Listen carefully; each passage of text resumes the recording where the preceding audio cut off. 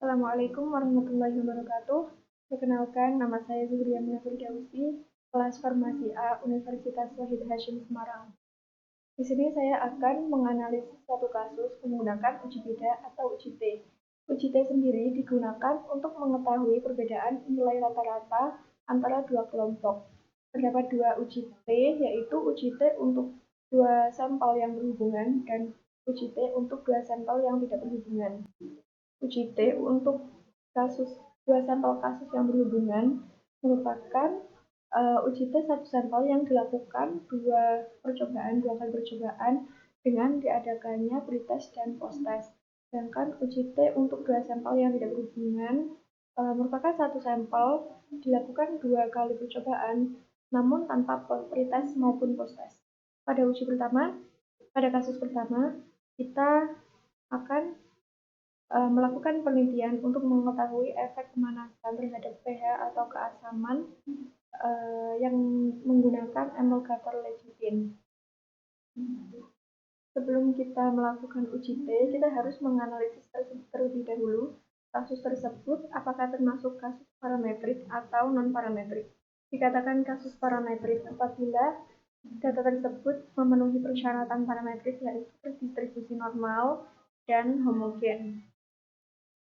Yang pertama, kita akan menganalisis menggunakan uji normalitas untuk memastikan data tersebut distribusi normal atau tidak. Kita langsung ke SPSS. Yang pertama, kita ke variable view. Kita isikan pada name, mula-mula, dan pemanasan. Di sini pada mula-mula kita sambung dengan underscore karena pada name tidak bisa menggunakan spasi. Kemudian yang kedua, pemanasan pada desimal kita isi 2 karena ada 2 angka di belakang koma. Kemudian label kita isi mula-mula dan pemanasan. Lalu ke data view, kita isikan data sesuai dengan kasus yang telah diberikan. Langsung kita menguji menggunakan uji normalitas. Pertama, analyze, deskripsi statistik, kemudian explore. Kita pindahkan yang ada di kolom explore ke dependent list kedua-duanya. Kemudian pada display kita isi plot. Kemudian pada box plot kita isi none. Kemudian deskriptif kita hilangkan centangnya. Kemudian di sini ditandai pada normality plus test. Lalu continue. Dan oke. Maka akan muncul hasil output SPSS uji normalitas. Nah, kita di sini akan melihat hasil pada test of normality pada Shapiro Wilk. Kita menggunakan Shapiro Wilk karena data kurang dari 50. Pada pemanasan didapatkan hasil fit bernilai 0,006. Padahal data dikatakan terdistribusi normal apabila nilai fit lebih besar dari 0,05. Karena 0,006 lebih kecil dari 0,05, maka data tersebut tidak bisa dikatakan terdistribusi normal atau tidak terdistribusi normal. Kemudian yang kedua, kita akan melakukan uji homogenitas untuk memastikan apakah data tersebut termasuk data yang homogen atau tidak. Menggunakan kasus tadi, efek pemanasan terhadap pH atau keasaman emulsi. Kemudian kita langsung ke SPSS. Yang pertama kita ke variable view. Pada name kita di baris pertama kita isi dengan jenis emulsi. Kemudian disambung dengan underscore karena tidak menggunakan spasi. Kemudian baris kedua kita isi dengan pH. Pada desimal, pada jenis emulsi kita isi 0 karena tidak menggunakan angka. Kemudian tidak ada angka di belakang koma. Kemudian pada baris kedua, desimal kita isi 2 karena ada 2 angka di belakang koma. Kemudian pada values kita isi dengan pengkodean pada nomor 1 yaitu mula-mula dan yang kedua yaitu pemanasan. Kemudian kita langsung ke data view. Kita isikan data view sesuai dengan kasus yang telah dibuatkan. Kita isi jenis emosi menggunakan values, yaitu yang nomor pertama itu pH mula-mula, dan yang nomor 2, angka kedua itu yaitu pH pemanasan. Ini sudah sesuai kasus. Kemudian kita langsung cek menggunakan uji homogenitas. Yang pertama analyze, kemudian descriptive statistic, explore, kemudian pada kolom explore jenis emosi kita pindahkan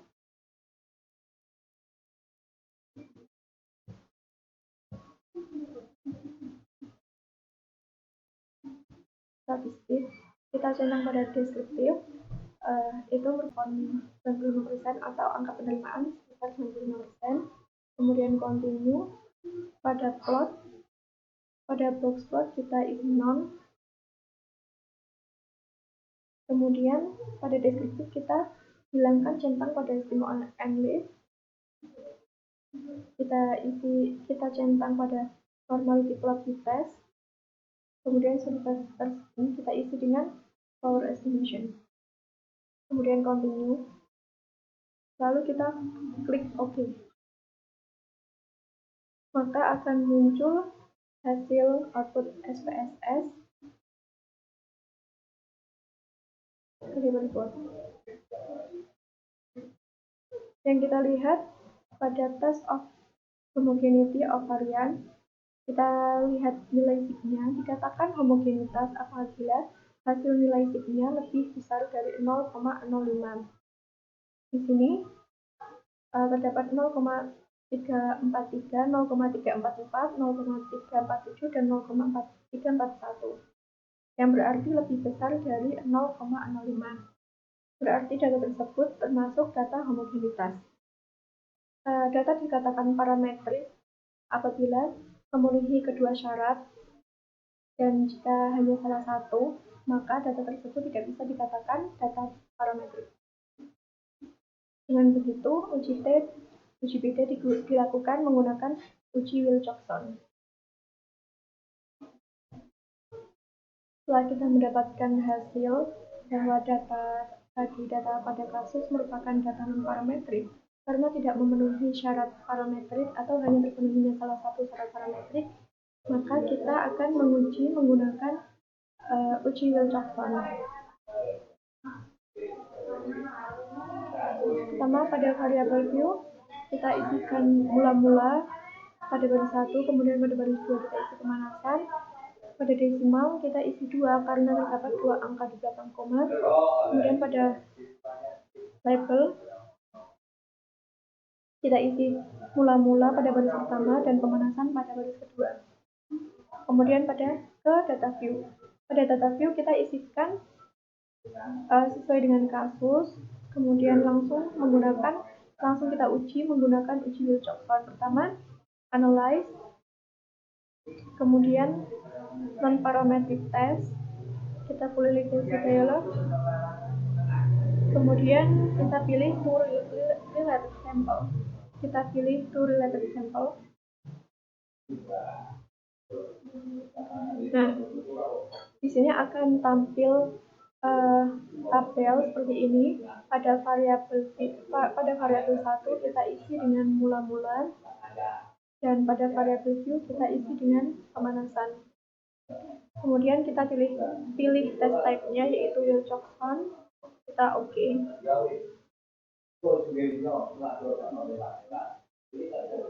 Pada tes statistik, pada asymptotic two-tailed, kita mendapatkan hasil 0,002 yang berarti lebih kecil dari 0,05, atau terdapat perbedaan pada pH emosi mula-mula dan pH emosi pemanasan.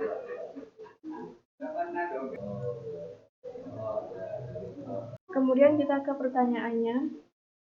Rata-rata pemanasan dinyatakan berefek pada pH emosi apabila rata-rata pH emulsi mula-mula lebih besar dibandingkan pH pemanasan. Kita bisa cek pada output SPSS uji homogenitas untuk melihat rata-rata antara pH mula-mula dan pH pemanasan. Di sini rata-rata pH mula-mula yaitu 4,5375 dan pH pemanasan memiliki rata-rata 3,9725. Dikatakan pemanasan berpengaruh pada pH emulsi apabila pH mula-mula lebih besar daripada pH pemanasan. Dan kita mendapatkan hasil pH mula-mula lebih besar dari pH pemanasan. Berarti pemanasan berefek pada pH emulsi.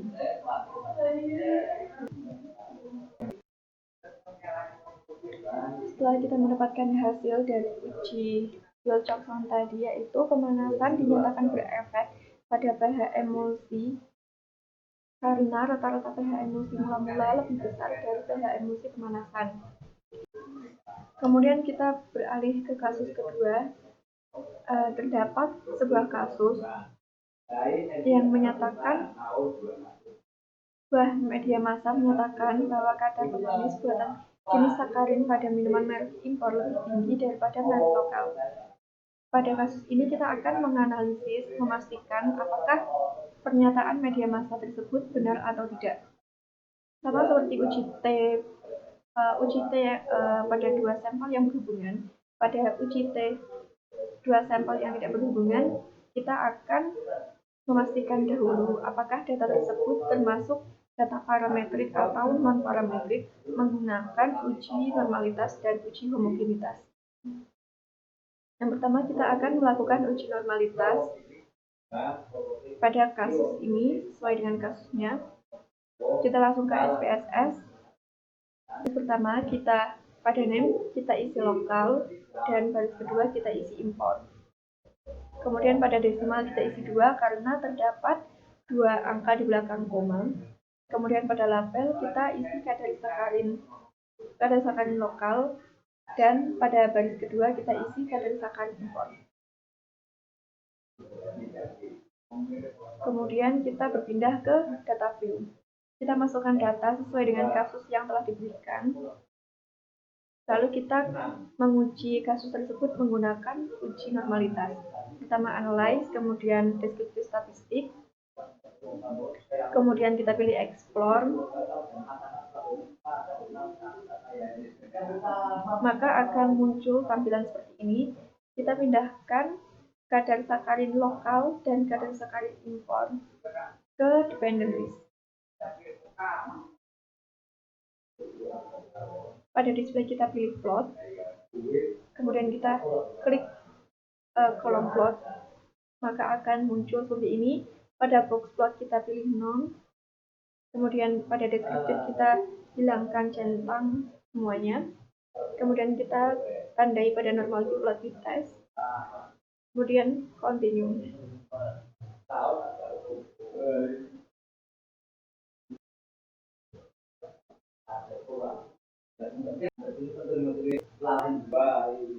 Akan muncul hasil output SPSS uji normalitas pada kasus kedua. Kita lihat test of normality. Sebuah data dikatakan terdistribusi normal apabila nilai sig lebih besar dari 0,05. Di sini kita mendapatatan hasil 0,017 yang berarti nilai sig tersebut 0,017 lebih kecil dari 0,05, yang berarti data tidak terdistribusi secara normal. Kemudian setelah itu kita lakukan uji homogenitas untuk memastikan apakah data tersebut termasuk homogen atau tidak. Kita langsung ke SPSS. Pada variabel view, kolom pertama kita isi dengan merek minuman, kita sambung dengan underscore karena tidak menggunakan spasi. Pada kolom kedua kita isi dengan kadar sakarin, kemudian desimal kita isi 2 karena terdapat 2 angka di belakang koma. Lalu label kita isi merek minuman dan kadar sakarin. Pada merek minuman, pada values kita isi pengkodean nomor 1, yaitu lokal, dan nomor 2 yaitu import. Kita beralih ke data view, kita isikan sesuai dengan kasus, sesuai dengan kekodean merek minuman. Kita isikan sesuai dengan kasus. Kita klik analyze, kemudian descriptive statistik, kita pilih explore. Maka akan muncul kolom explore seperti ini. Kemudian pada merek minuman, kita pindahkan ke factor list, dan pada kadar sakarin kita pindahkan ke dependent list. Pada display kita klik log, kemudian statistik, kita isikan, kita centang pada deskriptif. 95% yaitu nilai penerimaan. Kita continue, kemudian pada plot, pada box plot kita isi none. Ini dihilangkan, pada deskriptif dihilangkan centangnya, kemudian kita tandai pada normality plot test. Kemudian ini kita tandai pada power estimation. Continue. Lalu kita klik OK. Pada uji homogenitas kita lihat pada test of homogeneity of variance, kita lihat nilai sigma apakah lebih besar dari 0,05 atau lebih kecil dari 0,05. Kita mendapatkan di sini, kita bisa lihat langsung terdapat nilai sig 0,662, 0,737, 0,37737, dan 0,671. Yang berarti nilai sig tersebut lebih besar dari 0,05 atau dapat dikatakan data tersebut termasuk data homogen. Karena syarat parametrik hanya terpenuhi salah satu, yaitu homogen, maka data tadi tidak bisa dikatakan data parametrik dan harus diuji menggunakan data non-parametrik, yaitu uji Mann-Whitney. Langsung kita uji menggunakan data Mann-Whitney. Pada menggunakan uji Mann-Whitney, sama dengan normalitas, kita isikan variable view menggunakan pada baris pertama kita isi lokal, pada baris kedua kita isi import, kemudian pada label kita isi kadar sakarin lokal pada baris pertama dan kadar sakarin import pada baris kedua. Kemudian kita mengisikan data view sesuai dengan kasus, lalu kita uji menggunakan uji Mann-Whitney. Kemudian kita lakukan uji Mann-Whitney. Yang pertama, kita klik analyze, kemudian non-parametric test, lalu legacy dialog. Kemudian kita pilih two independent sample. Pada merek minuman kita pindahkan ke grouping variable, dan pada sakarin kita pindahkan test variable list.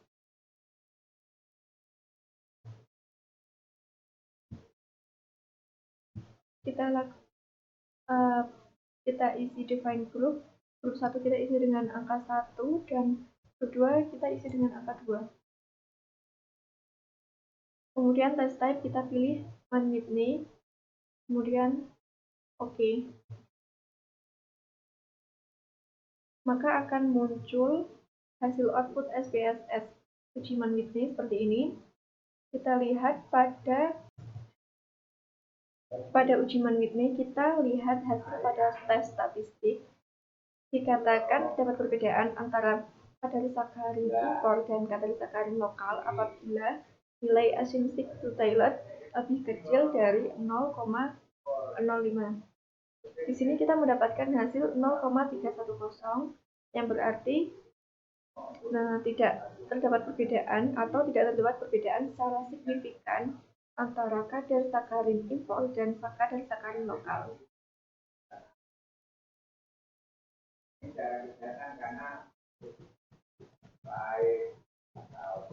Kemudian kita akan memastikan apakah pernyataan media massa yang mengatakan kadar sakarin pada merek impor lebih besar daripada kadar sakarin pada minuman merek lokal. Dikatakan kadar sakarin pada merek impor lebih tinggi daripada merek lokal apabila rata-rata kadar sakarin pada minuman merek impor lebih besar dibandingkan merek lokal. Kita bisa mengecek rata-rata pada output SPSS. Di sini pada kadar sakarin lokal kita mendapatkan rata-rata 0,5870 dan pada rata-rata kadar sakarin impor kita mendapatkan 0,5059. Yang berarti rata-rata kadar sakarin pada merek lokal lebih besar dari kadar sakarin pada merek impor. Hal ini menyatakan bahwa pernyataan media massa adalah keliru atau salah.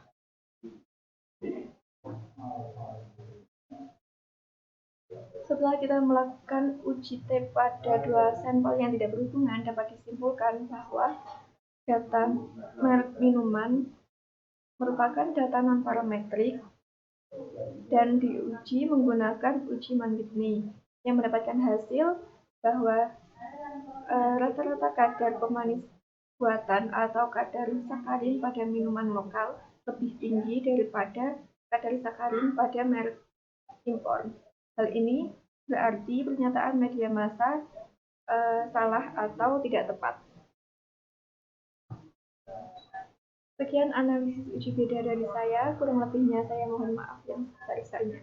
Terima kasih. Wassalamualaikum warahmatullahi wabarakatuh.